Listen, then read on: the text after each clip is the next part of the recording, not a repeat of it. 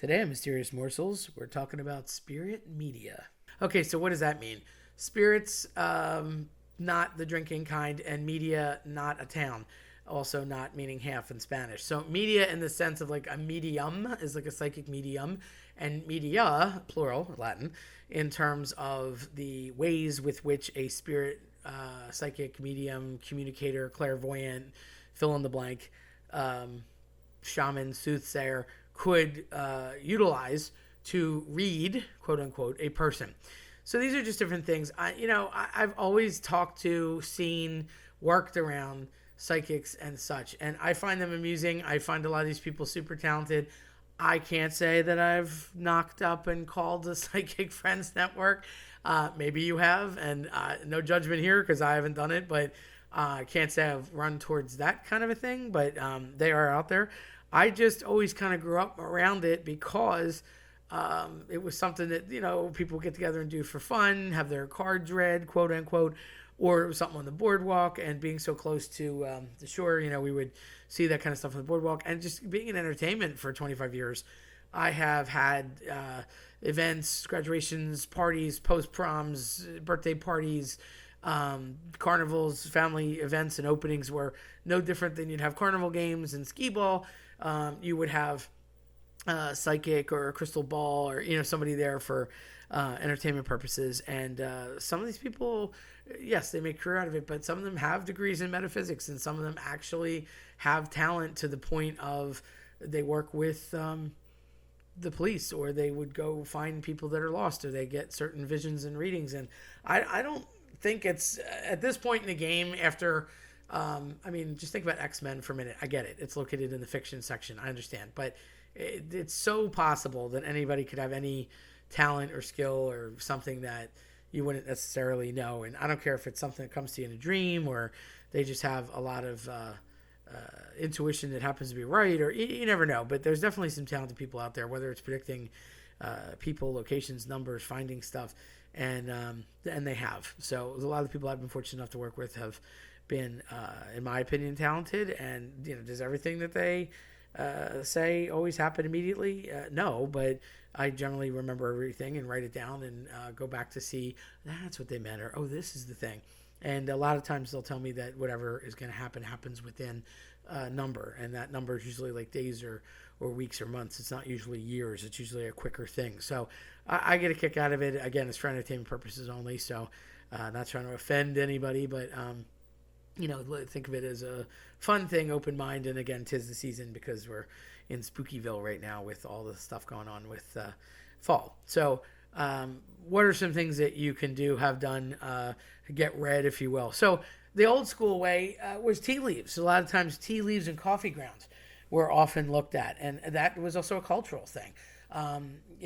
People say that different cultures and different backgrounds, because they were either drinking lots of coffee or tea, or possibly growing that coffee or tea, would use that. And it was a way that after that person consumed the thing, then they would flip over the cup or look in the bottom of the cup and see the remnants of the tea leaves and the coffee grounds. And the way that they were laying, people would see patterns in it, or they would see different pathways, if you will, through it. Again, it's not something that I have that talent, but people would see this. And you think of the stereotypical older woman dressed in flowing robes with maybe a little crystal ball in front of her and some sort of obnoxious feather or something in a hat, and that's very stereotypical. And it's also a lot of the outfits that people would dress up like when we're doing entertainment things, but that's not necessarily the case. A lot of times it's somebody's grandmom or somebody that was just a very intuitive person who knew.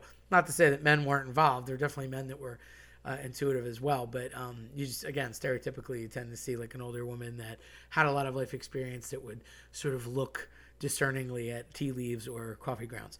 The other thing was palm readings. A lot of times people would get their palm read. They would look at their palm and look at the creases that naturally happened in people's skin, and they would see pathways or lifelines or diversions, detours, challenges, different things. And if somebody had been altered in a way, maybe they had been cut, or there was a burn, a scar, a freckle, a beauty mark, some sort of remaining scar or tissue that was different, or they usually denoted something different in their path or something that may have skewed their path. So palms and palm readings were very popular. You can still get them done today. Tarot cards. We're going to have a whole episode just about tarot cards because there's so many meanings behind them. And there's different sets from what I'm told, but the typical tarot cards, it's funny because I always think of Chaucer, and I think of all the different characters in Canterbury Tales, which has nothing to do per se with tarot cards, but that's what comes to my mind. I guess that's from studying literature all this time. There was all these characters in the Canterbury Tales, and the characters all had a backstory. And likewise, a lot of the pictures that are on tarot cards, some pleasant, some unpleasant, some benign, have a backstory, and there's a meaning behind them. So the idea is that the medium, the psychic, the person that had the ability would shuffle the cards or get a new deck, or give them to the person and ask them to pick X amount. Usually it's 7, and with a certain hand, they would have to cut the deck or touch the deck. So like that connection, that aura, if you will, or that spirit, or that soul, that sense, that person's literal electromagnetic activity would connect with the physical cards, and then they would turn them over, and that's what you picked, the person, and then the psychic would read them and interpret them for you as seen, on the tarot cards. And you could do this with regular cards too.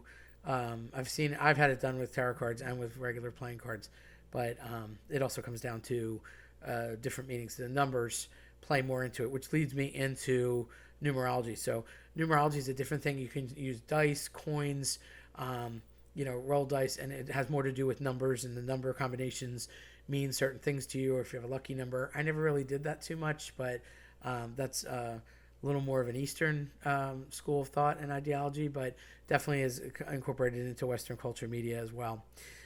Star charts and the zodiac.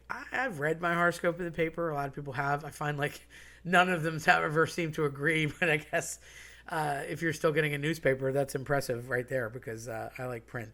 But obviously you can find it online and it's different. But for actual newspaper houses and periodicals, you would have one every day, and it was meant to be for fun. And some people take this to a level of star charts and actually look at the zodiac sign and where it is in the sky and what that is significant to or means in terms of the season and the timing in relation to your birthday and in relation to events in your life, and really plot it out and plot out the charts and what's going to happen as the seasons move with the equinox, and how it has to do with closer or farther from your birthday and things. So there's people. One of my psychics that I work with a lot does that for people often, and will bring star charts with them and explain it, and really gets into the astronomy and the astrology of it all, because they are different. So the astronomy talks about the actual science behind what star is where and the locations, and the astrology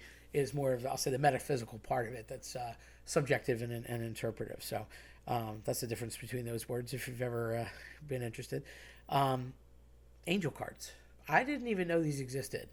I met up with two, I'll say, I've known them about 5 years now, but I met up with a mother-daughter team of incredible psychics, and they are Hungarian in descent, and they have a lot of European, they're immigrants, and they have a lot of European old world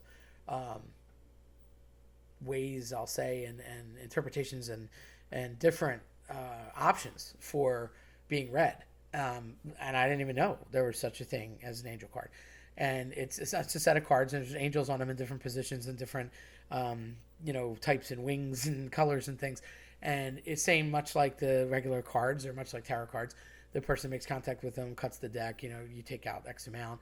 And then, of course, if you have questions or you want to know something more specific about a piece of information that you're seeking, a lot of people want to know, did I pass this exam, or did I get my license for this, or people want to know gender of a baby, or they want to know if they're somebody's sick, or if they're going to recover, get a job, whatever thing in your life that's interesting and pressing. And they'll perhaps have you grab 3 or 7 more cards. Usually it's a positive biblical number, 3 always for luck, 3 for representing the Trinity. It's funny because there's like a lot of religious undertone, and yet a lot of religions sort of poo-poo this as a taboo thing.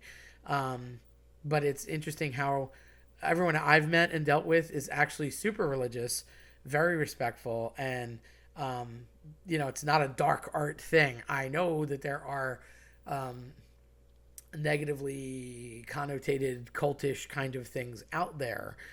Can't say I've sought their intervention in any way, but this is the people that I've always dealt with are very much like in belief and talk of, angels and church, and have rosaries and have things of Christian or Catholic nature. So it's interesting to see because they very much talk about, medals and saints and protection and things like that. So the angel cards were supposedly representative of people that are angels or that people have passed that are acting as guardian angels on your behalf. Because everybody has a guardian angel, and then of course if there's somebody that went before you, then that person is kind of watching over you and looking out. So it would have to do with their intervention or positioning, or possibly warnings from them saying, don't do this, or don't get in this situation, or if you're in this bad situation, I'm with you. And again, it has to do with the person's contact physically to the actual touch, and then they would read it. You can do this too with pets. There's pet readings. I got a chuckle out of that because God knows my one dog has serious anxiety. Can't sit still. Tries to push people out of the house. If you're bored, go look at that video. It is insane. Poor Murph dog, man. He just likes to push people out the door. Pets, again, obviously they're not going to speak English or have a conversation with you unless it's, I don't know, maybe something like Wilbur the pig from Charlotte's Web, but you're in a situation where they would pet the pet and get the pet to sit down and kind of allegedly listen to the pet. I mean, there's pet psychologists out there that actually do this as a science, but in this case it's more of them interpreting or reading what the pet is saying and expressing to its owner. And a lot of times pets take on owner's traits because they are good and they want to please you and they want to be there for you. Maybe not cats, because cats kind of do what they want, but dogs anyway. So they're loyal to a fault, and that you could supposedly have a pet rating. So fun fact about that. But that was something new that I didn't know existed either. Crystals. A lot of people use crystals. Could be healing crystals. I've seen amber in use a lot. I've seen amethyst in use a lot. I see people wearing crystals. Some of the mediums that I know wear crystals as a protection or as like a positive life force, or just good vibes. And some people just like it as a jewelry. I understand, but you could have like a hunk of crystal. Salt rocks are very popular now. You see a lot of Himalayan salt for healing purposes. Again, I kind of go back to, I had mentioned in previous work, and I've certainly mentioned it with different videos that I've made, and with different podcasts that I've had too. I have said that there were crystals fall, at least in terms of like the salt property. Salt is considered sacramental, and salt has been considered to be something that would like ward off evil. So it's no accident that if you have like a compressed thing that is in crystallized form from inside the earth, and it's been like cocooned, so to speak, it's pure, it's precious, so it would only give way to life, if you will, or like a positive thing. So I could see where that comes into play. People just have like hunks of crystals on their desk too as a paperweight. Aura readings are interesting. There's like a specialized type of camera, and they take a regular picture, and it's not to actually get the person or focus the person, but each person supposedly has like a light reading around them and a color associated with them. And depending on your color, much like a mood ring, same kind of idea, that aura gives off a certain radiation of light on the spectrum, which can also tell mood and can tell your personality and your background. These don't typically, they can change, but from what I'm told, like your aura is kind of your aura, and it's like always with you. So like if you're a happy person, grumpy person, passionate person, you're always going to be those traits. Therefore, your aura is always kind of around this certain hue or color and this certain way. Could be fuzzy, could be clear, could be different. So I've seen them at different expos and different places that I've gone where they offer aura pictures, for a couple bucks. You can take your have an aura picture and they give it to you. Personal belongings.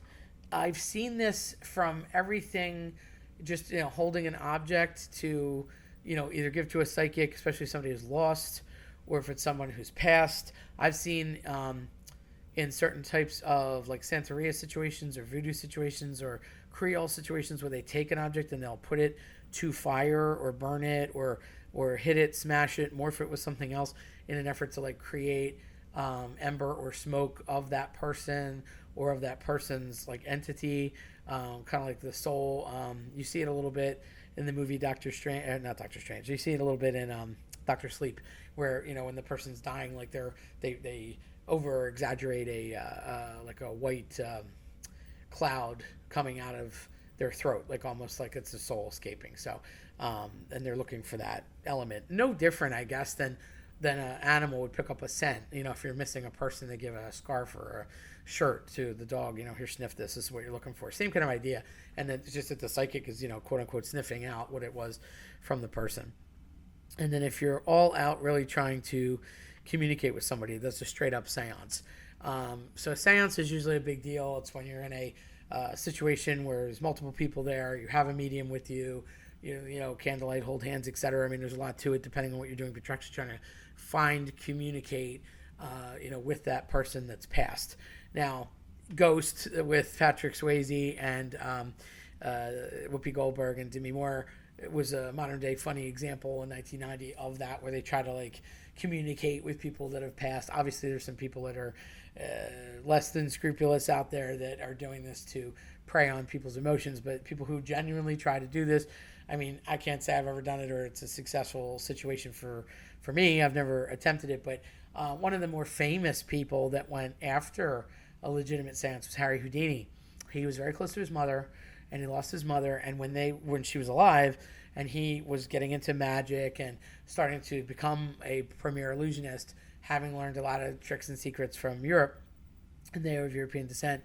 He said to his mom, when she was very much alive, they went on this plan, if you will. Okay, so, when you go, I'm going to do this, and I'll know you're here because we did this. And they had like agreements set up of things that they would leave or turn over or talk about, or objects that they would move or put in places. And he always said he was looking for communicating with his mom. In his life, he never had success doing that. As a matter of fact, that's how he learned tricks, learned a lot more illusions, and also exposed people for frauds that they were. He died an untimely death, and ironically, supposedly, when he got out of another situation that he almost drowned, because he ends up drowning from, I believe it was actually peritonitis, which I'm very, I had that, and I lived, thank God, but technology was around to keep me alive, so I'm very in tune to, I believe his appendix ruptured. He was upside down, bound, obviously a little oxygen, in water, had to untie his hands, and he was in such pain, and I could vouch that you can't really be elongated. You have to like fold over because you're in pain, and he couldn't get, like, not having oxygen and being in water upside down, he could get like some of the shackles off, but he couldn't get to his feet to undo himself, to make himself righted, and he ends up drowning to death because he had no it was too painful and he had no air. But so that kills him in the end. But he was in a similar situation where he fell through ice and he was bound up and he couldn't find the pocket of air to get free. So he gets the shackles off and he gets to the top of a bottom side of an iceberg, but he can't get out. The lake had frozen over, and they all but thought he was gone. And he claimed that his mother was calling to him.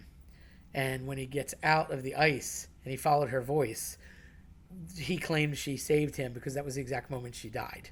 And she was saying goodbye because she was sick and he was in under the ice, and he claimed that she saved him. So that was one of the things that made him go look for his mom. So that was probably one of the most famous, I'll say, seance situations where really turn of the century, early 1900, that Houdini sort of put that word into play with wanting to know more about it. And people, I'm sure have done since. And there's been, movies and whatnot made about it before and will be in the future. But those are just some of the common ways that you can, talk to or have, whether you want to go the advice route or for fun, with people that are psychics and have talent. I always mention Lorraine Warren from The Conjuring, even though it's a fictional thing. Lorraine Warren was a real person and was a very, very famous psychic who, very religious lady, and often helped people find lost articles, lost people, helped the police, and was pretty legit in that. So I do believe there are people out there with these kind of talents, and these are just some of the things that you can do